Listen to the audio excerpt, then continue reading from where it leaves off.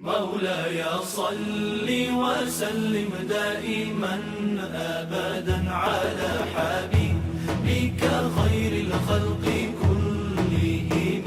مولاي صل وسلم دائما أبدا على حبيبك خير الخلق كلهم. محمد سيد الكونين والثقلين. محمد سيد الكونين والثقلين. محمد سيد الكونين والثقلين والفارقين من عرب ومن عجم. مولاي صل وسلم دائما أبدا على حبيبك خير الخلق كلهم. مولاي صل وسلم دائما أبدا على حبيبك خير الخلق كلهم. هو الحبيب الذي ترجى شفاعته. هو الحبيب الذي ترجى شفاعته. هو الحبيب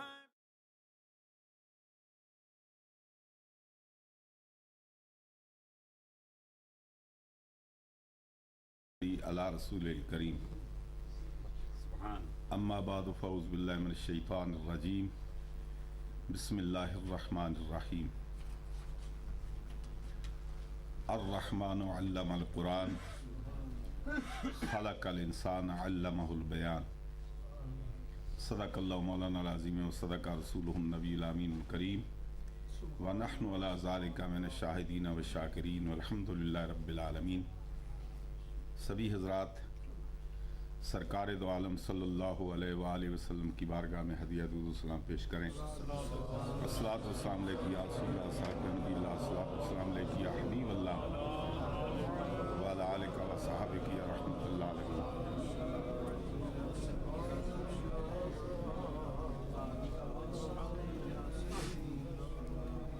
حضرات گرامی، یہ خواجگان ڈھانگری شریف کی آراس کی محافل جمعے سے شروع ہیں اور آج آخری اور تیسری نشست ہے. جیسا کہ یہاں آ کر مجھے معلوم ہوا کہ گزشتہ دو نشستوں میں بحمدِ تعالیٰ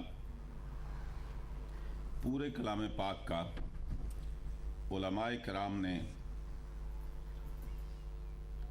اپنی اپنی باری میں پورا کلام پاک کا خلاصہ بیان کیا. اللہ تعالی ہمیں اس بات کی توفیق عطا فرمائے کہ ہم قرآن کو پڑھیں اور اللہ تعالی ہمیں قرآن کو سمجھنے کی توفیق عطا فرمائے. مجھ سے قبل میرے آقا نعمت کے نور نظر حضرت صاحبزادہ والا جان حاجی محمد فضل کریم صاحب مدث العالی نے خواجگان ڈھانگری کی بارگاہ میں بڑے احسن انداز میں خراج عقیدت پیش کیا اور آپ سے قبل دیگر علماء کرام نے اپنے علمی فیضان سے مجھے اور آپ کو محظوظ فرمایا. آج کل ہماری ایک بدقسمتی یہ ہے کہ وہ لوگ جن کا قرآن سے کوئی تعلق نہیں ہے، قرآن کی تعلیمات سے واسطہ نہیں ہے، اور وہ اپنے ابتدا کرتے ہیں قرآن پر ریسرچ کرنے کی.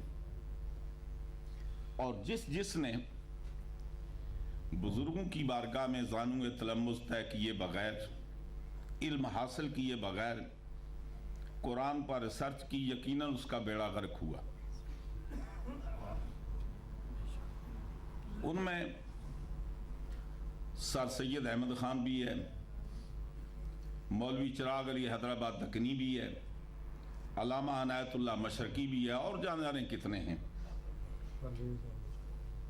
کہ جنہوں نے قرآن کی تعلیم حاصل کیے بغیر قرآن پر ریسرچ کی اور اپنے ایمان کا بیڑا غرق کر دیا. قرآن پڑھنے کے لیے شاہ ولی اللہ صاحب محدث دہلوی رحمۃ اللہ تعالی علیہ الفوز الکبیر فی اصول تفسیر کے اندر ارشاد فرماتے ہیں کہ کلام پاک کے اندر جو کچھ کلام پاک کے مضامین ہیں ان کو 5 اقسام پر تقسیم کیا جا سکتا ہے. 5 علوم ہیں جن کو خداوند قدوس نے کلام الہی کے اندر بیان فرمایا. ایک علم ہے جو علم الشرائع، حلال و حرام کا علم، شریعت کا علم، اور اسی علم کے ضمن میں معاملات بھی آتے ہیں، مدنیات بھی آتے ہیں. اور ایک علم ہے جس کو علم کہتے ہیں علم آلاء اللہ، اللہ تعالیٰ کے انعامات و اکرامات کا علم. اور ایک علم ہے علم و تذکیر بے ایام اللہ، اللہ تعالیٰ کے ایام کی یاد منانا. تفصیلات کا وقت نہیں ہے. یعنی خداوند قدوس نے جو اپنے بندوں پر احسان و امتنان کیے، خلق خدا کی راہبری رہنمائی کے لیے انبیاء کرام کو مبعوث کیا، اپنے بندگان خاص کو اللہ تعالیٰ نے کفر کے چنگل چنگل سے آزاد کیا. یہ ایام ایام اللہ ہیں کہ جن ایام کے اندر خداوند قدوس نے اپنے بندوں پر خاص کرم و احسان کیا. اور ایک علم ہے علم المخاصمہ، گفتگو کرنے کا انداز، مجادلہ، مباحثہ، مناظرہ. خداوند قدوس نے اپنی الوہیت پر، اپنے نبی کی رسالت پر، قرآن کے کتاب اللہ ہونے پر، ان ساری باتوں پر اکثر انداز سے خداوند قدوس نے خود استدلال قائم کیے.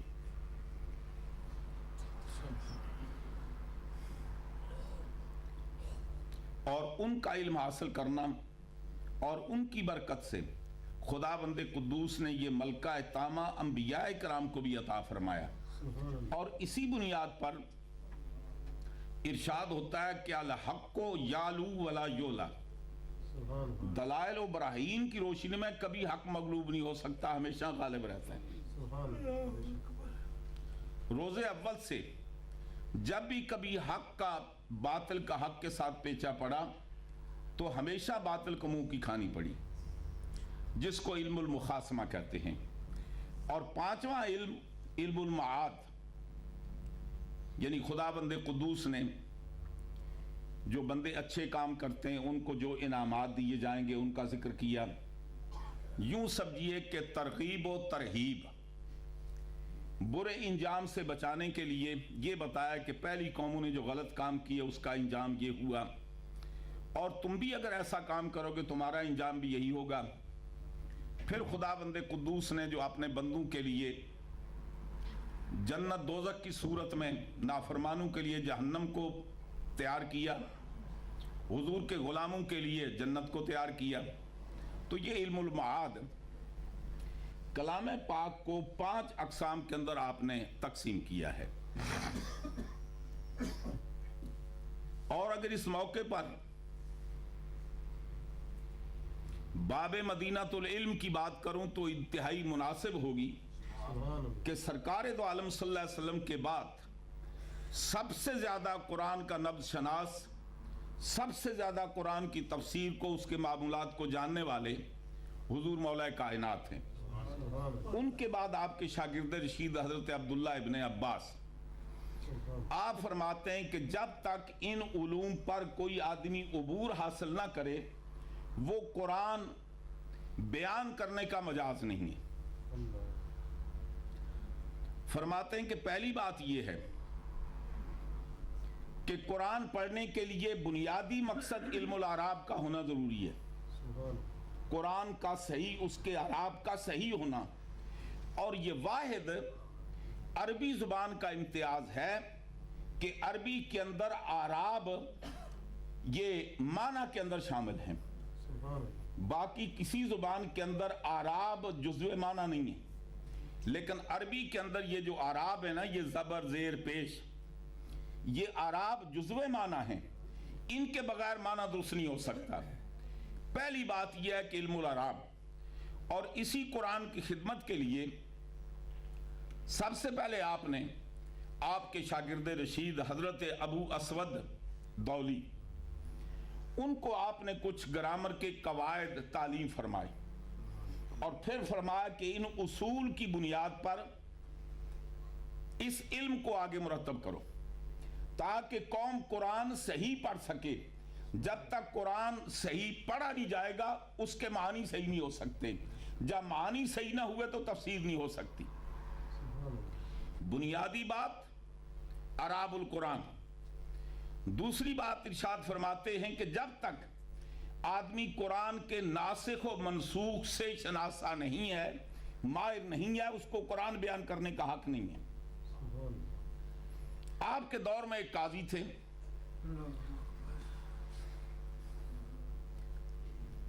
آپ کے ان کو استحکام سے پہلے بطور امتحان کے سوال کرتے ہیں کیا تو قرآن کے ناسخ و منسوخ کو جانتا ہے؟ تو قاضی صاحب جواب دیتے ہیں کہ لا۔ آپ فرماتے ہیں ہلکتا و اہلکتا، پھر تو بھی ہلاک ہو گیا اور لوگوں کو بھی ہلاک کرے گا، تو اس منصب کا اہل نہیں ہے، استعفیٰ دے دے۔ آپ کے دور خلافت میں کوفے کی جامع مسجد میں ایک مسافر آیا، کسی عزیز سے ملنے، کسی دوست سے ملنے، نماز پڑھی، دیکھا بہت بڑا جم گھٹا ہے، تقریر کا ذوق پیدا ہوا۔ بعض آدمی تقریر کی آورد ہوتی ہے، بعض جگہ آمد ہوتی ہے، اس کو تقریر کی آمد ہو گئی، کھڑے ہو کر اس نے تقریر کی۔ حضور مولا کائنات اس وقت مسجد میں موجود نہیں تھے۔ آپ کے خادم اور خاص شاگرد حضرت کمبیل، وہ یا حضرت کمبر نے آپ کو جا کر یہ بات عرض کی کہ آج مسجد میں ایک مولوی صاحب آئے، تقریر کی اتنا لطف آیا کہ پوری مسجد آہ و بکا کا منظر پیش کر رہی تھی، خود بھی رو رہے تھے، اور پبلک پر اتنا اثر ہوا کہ ساری آنکھیں اشکبار تھی، بڑا لطف آیا۔ آپ فرماتے ہیں کہ وہ کس کے مہمان ہیں، کس کے گھر میں ٹھہرے؟ جب عرض کیا کہ آپ فرماتے ہیں ذرا بلاؤ ہم بھی ان کی زیارت کریں، وہ اتنے عظیم بزرگ آدمی ہیں جن کی زبان میں اتنی تاثیر ہے کہ جنہوں نے پوری مسجد کو رلا دیا۔ بلایا گیا،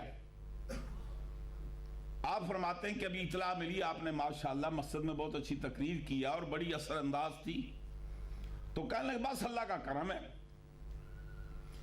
آپ نے فرمایا کیا تو قرآن کے ناسخ و منسوخ کو جانتا ہے؟ کہنے لگا حضرت وہ کیا ہوتا ہے؟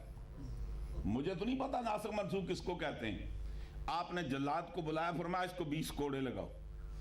بس جب تجھے یہ ہی نہیں پتا تو تجھے کس نے کہا تھا کھڑے ہو کر تقریر شروع کر دے؟ اور اگر آج حضور مولا کائنات کا دور ہوتا نا تو یہ جو گلی میں تبلیغ کرتے پھرتے ان کو 100 درے لگاتے۔ بالکل قرآن سمجھنے کے لیے اس کے ناسخ و منسوخ کا جاننا یہ ضروری ہے۔ قرآن کی فصاحت و بلاغت کو سمجھنے کے لیے علم بیان و معنی اور بدیع کا جاننا ضروری ہے، اس کے بغیر آپ قرآن کی فصاحت و بلاغت کو نہیں سمجھ سکتے۔ اس لیے کہ قرآن جو سرکار کا معجزہ ہے یہ اسلوباً بھی معجزہ ہے، مانن بھی معجزہ ہے، لفظاً بھی معجزہ ہے، اور آیت کی ترتیب میں بھی معجزہ ہے، اور خواتیم آیت میں بھی معجزہ ہے۔ تو اس کا جاننا ضروری، اس کے بغیر قرآن سمجھ نہیں آتا۔ ناسخ و منسوخ کا جاننا ضروری ہے، اور فرمایا کہ اسباب نزول کا جاننا سب سے زیادہ اہم ہے۔ کون سی آیت کب نازل ہوئی، کس کے حق میں نازل ہوئی، اس وقت اسباب کیا تھے، اسباب نزول کا جاننا ضروری ہے۔ جب تک کوئی آدمی قرآن کے اسباب نزول کو، ہر آیت کو نہیں جانتا، اور آپ فرماتے ہیں خدا کی قسم مجھے ایک ایک آیت کے بارے میں علم ہے، کون سی آیت کس کے حق میں نازل ہوئی، کب نازل ہوئی، دن کو نازل ہوئی یا رات کو نازل ہوئی۔ فرماتے ہیں کہ میں حضور کی بارگاہ میں حاضر ہوتا، میں سوال کرتا، حضور جواب دیتے، اور جب میں سوال کر کر کے تھک جاتا، خاموش ہو جاتا، تو حضور خود مجھے بتانا شروع کر دیتے۔ تو فرماتے ہیں کہ جب تک علم العراب نہ جانتا، اور پھر فرمایا کہ اس کے ساتھ علم القرآت کا جاننا ضروری ہے، قرآن کا صحیح پڑھنا ضروری ہے۔ اور دنیا کے اندر جتنی کتابیں جو بھی ہیں، صرف قرآن ایک ایسی کتاب ہے کہ جس کا اپنا ایک پڑھنے کا انداز ہے۔ اسی لیے علماء کرام یہ بات ارشاد فرماتے ہیں کہ جب کسی محفل میں آپ حدیث پڑھیں، کوئی عربی کی عبارت پڑھیں، کئی ہمارے دوست یہ کرتے نا، ایک انداز سے نہیں پڑھتے، ایک طرز پکائی ہوئی ہے، حدیث بھی اسی طرز پر، عربی عبارت بھی اسی طرز پر، قرآن بھی اسی طرز پر۔ یہ امتیاز ہونا چاہیے کہ قرآن کے پڑھنے کا انداز اور ہے، جب حدیث پڑھیں تو اس طرح سے نہ پڑھیں، اس کو تخت لفظ حرام کے ساتھ پڑھیں، تاکہ امتیاز ہو سکے، سننے والا یہ جان جائے کہ اب یہ قرآن پڑھا جا رہا ہے، اب یہ حدیث پڑھی جا رہی ہے، اب یہ عربی کی کوئی عبارت پڑھی جا رہی ہے۔ قرآن کے اپنے پڑھنے کا انداز ہے۔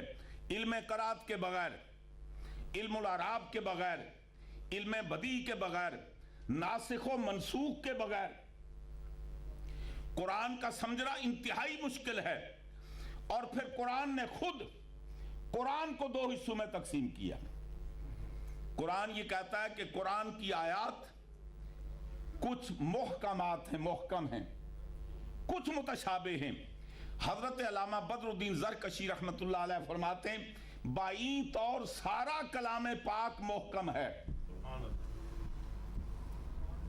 بائیں طور پورا کلام پاک محکم ہے کہ یہ کلام الہی ہے،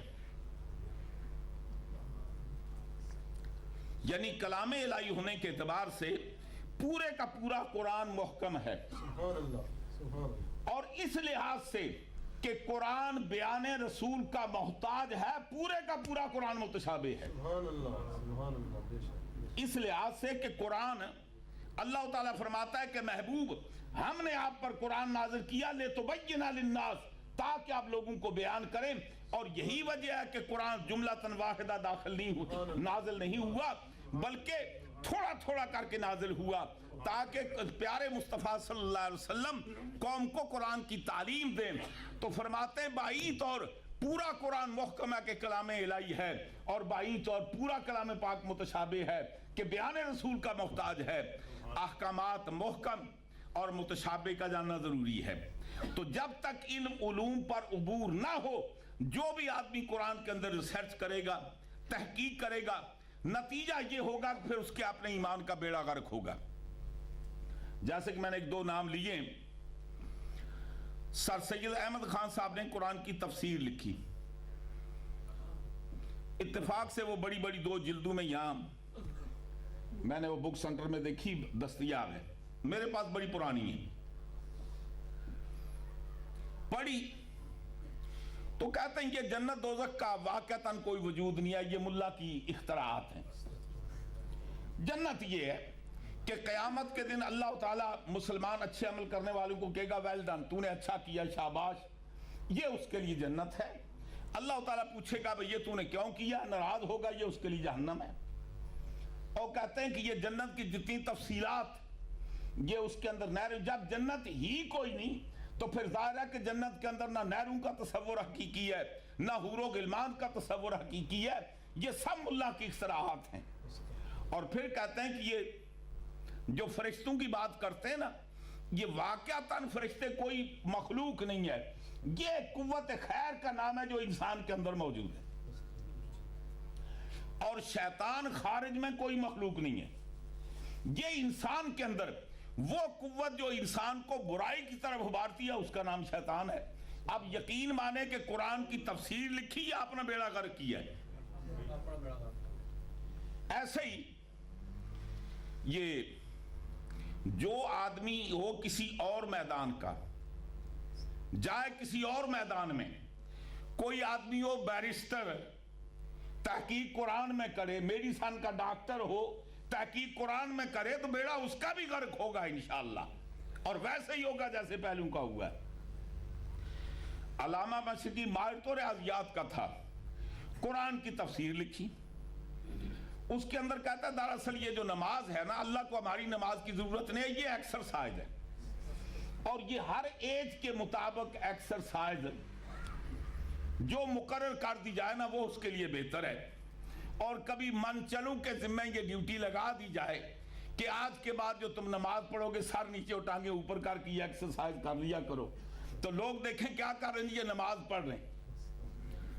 تو زکوٰۃ کے بارے میں کہا یہ واقعتاً یہ کوئی ایسی بات نہیں, یہ ایک گورنمنٹ کا ٹیکس ہے.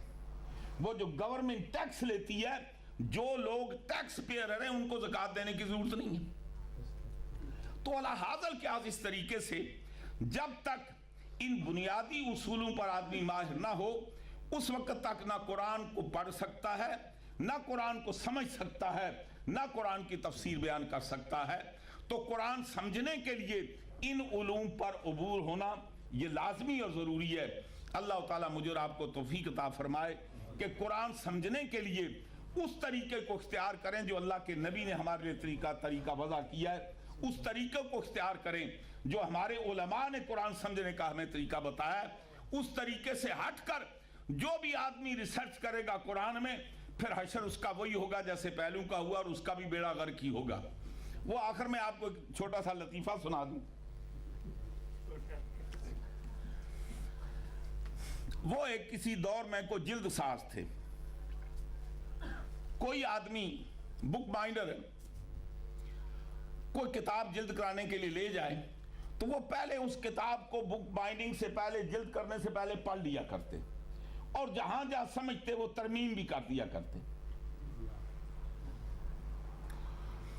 ایک آدمی قرآن لے کر گیا, اس نے کہا جناب یہ اس کے ورقے بوسیدہ ہو چکے ہیں تو خوبصورت مضبوط جلد باندھتے ہیں, لیکن یہ کلام الہی ہے, اس کے اندر آپ وہ حرکت نہیں کرنا جو عام کتابوں میں کرتے. اس نے کہا استغفر اللہ, یہ آپ کو کسی نے غلط کہا, یہ کیسے ہو سکتا ہے؟ کہا ٹھیک ہے. وقت دیا ہفتے کے بعد آ کر لے جائیں. ہفتے کے بعد جب لینے کے لیے گئے تو بڑی خوبصورت جلد بنائی. تو پوچھنے لگے بات تم نے وہ کوئی حرکت؟ اس نے کہا نہیں, وہ چند موٹی موٹی غلطیاں تھی میں نے نکالی ہیں, کوئی زیادہ میں نے ریسرچ نہیں کی. تو پوچھا کیا کیا؟ اس نے کہا پہلی بات یہ ہے کہ پہلا ہی صفحہ کھولا تو میں نے لکھا ہوا پڑھا اعوذ باللہ من الشیطان الرجیم. میں نے سوچا اللہ کے کلام میں شیطان کا کیا کام. آگے تھوڑا گیا تو میں نے دیکھا کہیں فرعون کا نام آ گیا. میں نے کہا بے ایمان کافر کا نام اللہ کے قرآن میں. آگے دیکھا کہیں حامان کا نام نظر آ گیا تو میں نے کہا یہ بھی بہت بڑے کافر کا نام ہے, یہ بھی قرآن میں نہیں ہونا چاہیے. تو اس نے کہا پھر تم نے کیا کیا؟ اس نے کہا کہیں تیرا نام لکھ دیا, کہیں تیرے باپ کا نام لکھ دیا, کہیں تیرے دادے کا نام لکھ دیا. اور ایک اور بڑی غلطی دیکھی, وہ مشہور تو یہ تھا کہ خرے عیسیٰ, تو وہاں میں نے پڑھا لکھا خرہ موسیٰ سائے کا خرے موسیٰ لکھا تھا, تو میں نے یہ کیا کہ موسیٰ کاٹ کر عیسیٰ لکھ دیا. تو جدید کلام پاک کے اندر ریسرچ کرنے والوں کا حشر یہی ہوتا ہے. اللہ تعالیٰ مجھے اور آپ کو توفیق عطا فرمائے, قرآن کی سمجھ عطا فرمائے, اور قرآن بیان کرنے سے پہلے اللہ تعالیٰ میں اس بات کی توفیق عطا فرمائے کہ بزرگوں کے پاس جا کر زانو تلمس طے کریں, زندگی کا ایک وقت خرچ کریں, تو پھر اللہ کے کلام کی ہم تفسیر کرنے کے بھی مجاز ہیں اور اس کو بیان کرنے کے بھی مجاز ہیں. اللہ تعالیٰ اپنے حبیب کے صدقے میں قرآن پڑھنے کی, سمجھنے کی اور عمل کی توفیق عطا فرمائے. ماشاءاللہ ماشاءاللہ. آپ نے دیکھا الحمدللہ قرآن حکیم کے ان علمی اصطلاحات پہ پیر صاحب قبلہ نے کتنا خوبصورت ہمیں علمی فیضان پہنچایا. مولاي صل وسلم دائما ابدا على حبيبك خير الخلق كلهم. مولاي صل وسلم دائما ابدا على حبيبك خير الخلق كلهم. محمد سيد الكونين والثقلين. محمد سيد الكونين والثقلين. محمد سيد الكونين والثقلين والفارقين من عرب ومن عجم. مولاي صل وسلم دائما ابدا على حبيبك خير الخلق كلهم. مولاي صل وسلم دائما ابدا على